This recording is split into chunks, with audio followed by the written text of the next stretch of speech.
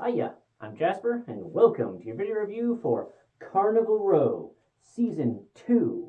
So, as always, I'm going to do the good, the bad, and the furry. To start off with the furry, this is a fantasy style, but like sort of 1920s level technology series with a bunch of fae creatures. So, there's basically anthros in this. I mean, they don't quite have like the muzzle thing going on, but there's like goat dudes with like the horns, and then fairies with like the wings, and some other creatures. But yeah, so there's a lot of that in this. So, have fun. Moving on. So this is season 2, and it came out in 2023. Season 1 came out in 2019. So I honestly thought they had just given up on the show because it has just been so long in between the first and second seasons that I was just like, yeah, they're just never going to come out with the second season. And then, after having watched this season, I Googled it to see, and they are not planning on having its third season, and it's likely because of the filming delays that had to happen because of certain things that happened in 2020 and 2021, which is really frustrating because basically all that bullshit caused the cost to go up high enough where they weren't able to just continue the show. And that's really frustrating because I liked this show, and I felt like they definitely could have continued on for a number of years to really flesh out this conflict, because there's a conflict between multiple, I'm going to say government entities, but like nation-ish type entities, that I think they could have continued to explore. And while I do think that part of why I googled if they were having a third season is because I felt that at the end of this season, I was like, I mean, this really feels like a series ending type of ending where a lot of the things get all wrapped up in a nice little bow, and what are they gonna do now? And so that's why I looked it up, and so just so that you're not disappointed or like going in thinking like, oh, this is gonna, sadly and annoyingly, this very good show is not continuing. So this is the last season, and I will say that I liked it. It was not just because there's a whole bunch of anthros and flying and whatnot, but so it stars Orlando Bloom and Cara Delevingne, and they are awesome in it.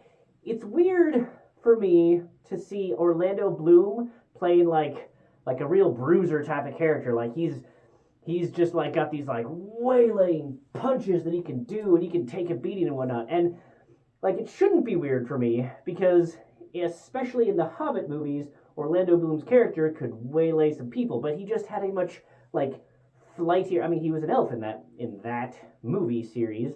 So being able to jump around and whatnot while still having power made sense. But in this one, he's much more of a like, human-weighted character that is just a bruiser, and he looks it like he's got the buffness to him that in my brain is weird for him because I still remember him as like slender Legolas from Lord of the Rings, not as much buff Legolas from the Hobbit movies, but he definitely has it here. So, and he does a very good job of it, and it is very convincing. It's just my brain has a hard time like disconnecting those roles because I also picture him as like skinny Will Turner, So if your brain can disconnect from that, he does it very well, and I love his accent in this. I love Cara Delevingne in this. She does excellent. I love all the supporting characters, the side stories. And what I like about this show is that, I mean, aside from the fact that, it's well made, it has good scripting, it has good budget, and while yes, towards the end of the season, I kind of started to be like, okay, are we in this exact same street again? Like, they had a little bit of that towards the end of the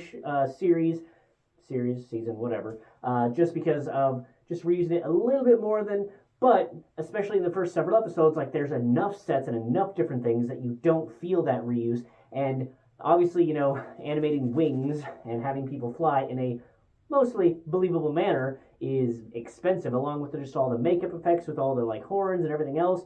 And just to make this world feel lived in is clearly very expensive, and so they definitely had a good budget for it.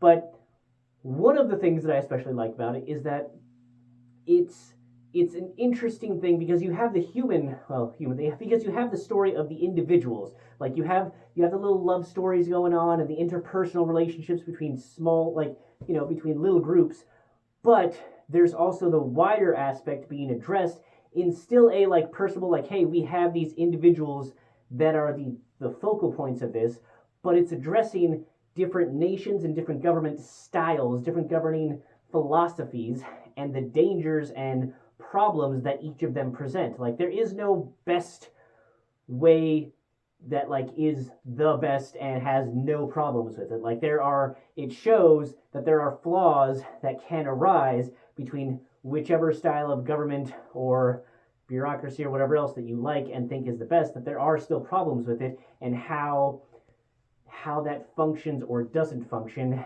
and the philosophies behind those, and why people believe one way or another. So I thought that was really fun, and I thought it was a very enjoyable series because because you had the personal aspects, so you have the connection with them, and still having like, because it's a 1920s type of environment, that there is still like it's a small enough realm where some of those same people can have an effect on government, and the government's only so big, so individuals can, it doesn't get lost in the like 535 fucking House of Representatives bullshit type of thing. It doesn't get lost in that.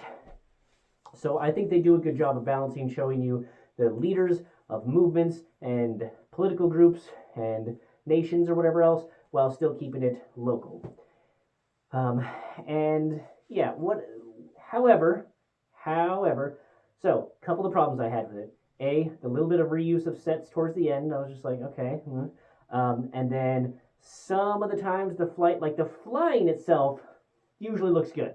Every once in a while, like the landing or takeoff, like I'm like, okay, your center of gravity is being adjusted by the harness that you're wearing. We don't see the harness, but like it's just off. Like some of the characters pull it off way better than others, is basically what it comes down to. So, but I feel like you're gonna get you have that with anything where they're going to be flying on wires. It just is what it is. So I don't begrudge it that, and I didn't find it too distracting because again, it was only just like a little bit right at the beginning or the end. But all the CGI worked really well, and the other thing is that it had a little bit too much soap operaing sometimes. Like there was an episode where like two characters were like, oh, you, like, oh, hey, like, oh, I love you and I love you. Oh, but I know that you're dedicated to whatever cause that you're dedicated to. So I know that, we're not going to be a thing. And then they're like, no, it's fine. I'm not doing that cause anymore. Like we can be together. And then the next episode, something happens and they're like back to being with the cause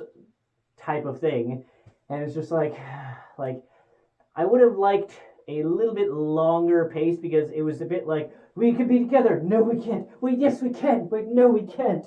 And just a bit too much back and forth of like, dedicated to you forever. And then something comes up.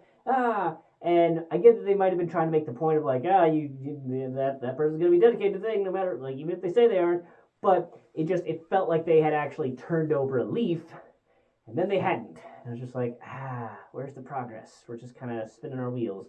But I also think that a little bit of that was the point, especially as you watch towards the end of the series, you kind of get the messages.